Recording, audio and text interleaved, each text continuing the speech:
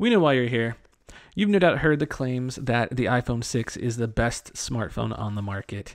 Now that the Samsung Galaxy S6 has finally launched, you're curious to see how they match up against each other. Well, wonder no more, friends. I am Chris Chavez, and this is Phandroid.com's Galaxy S6 versus iPhone 6 face-off. Beauty is always in the eye of the beholder, but there's no denying that Samsung did a bang-up job updating the Samsung Galaxy S6 for 2015. We'll admit, the design obviously took some inspiration from the iPhone 6. That much is clear. The familiar billet-drilled speaker holes, headphone jack placement. The rest of the phone is all Galaxy, but the bottom of the S6 looks nearly identical to the iPhones. And where one can make the argument that the rest of the phone is kind of similar to, the Galaxy S6 Edge smashes previous conventions with an all-new double-sided curved display. It's not really functional so much as it is just damn cool to look at. But it's clear that the Galaxy S6 Edge is a double threat. Rock-solid build quality coupled with a futuristic design. The Edge most certainly has, well, the edge in this category. The iPhone 6 was released nearly a year ago, a time where every Android flagship was boasting a 1080p display. While there's no excuse for Apple to release yet another iteration of the iPhone with a 13 by 34 750 display, the iPhone 6 made up for it with Apple's new multi-domain LCD panel, or dual domain pixels, that allowed for exceptional viewing angles. Color reproduction is top-notch as well, even if things can occasionally look a little washed out. Samsung, on the other hand, has built a thriving business around their display panels, with the Super AMOLED screens being their crown jewel. AMOLED offers the deepest blacks, the saturatedest colors, and fantastic refresh rates.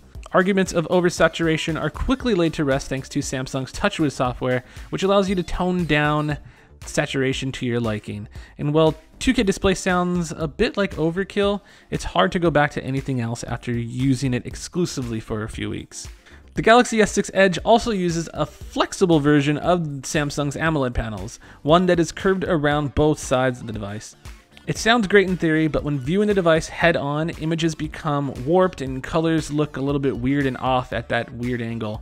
The Edge panel might win in pure sex appeal, but it's clearly the loser here. There's no denying the iPhone 6 is built well enough, but mobile technology has been advancing at a lightning-quick pace.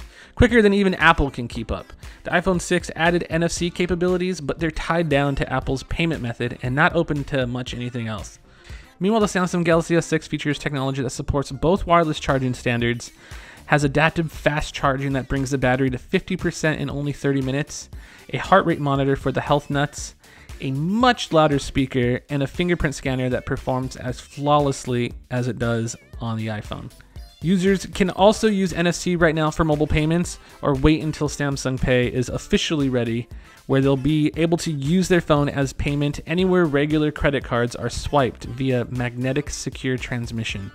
Without a doubt, the Samsung Galaxy S6 takes the win on this one, leaving the iPhone back in 2012 where it belongs.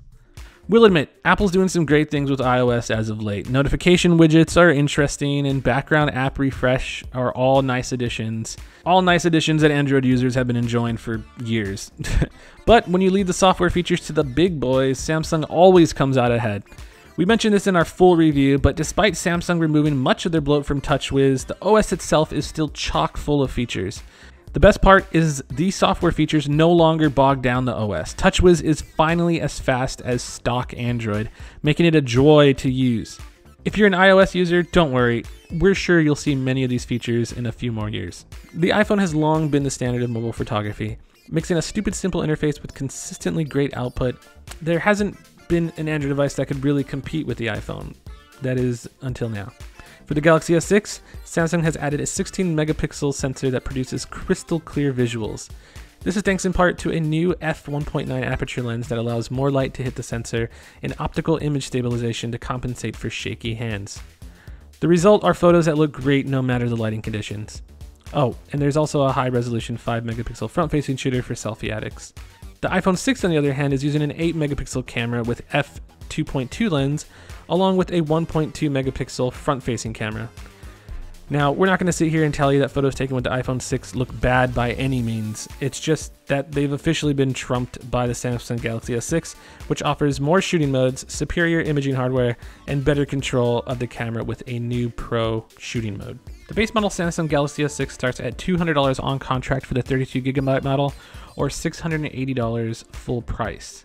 From there, it jumps up $100 for every storage increase. There's the 32GB base model, the 64GB version, or the 128GB model. The Galaxy S6 Edge also sees another $100 bump for simply its gorgeous curved AMOLED display.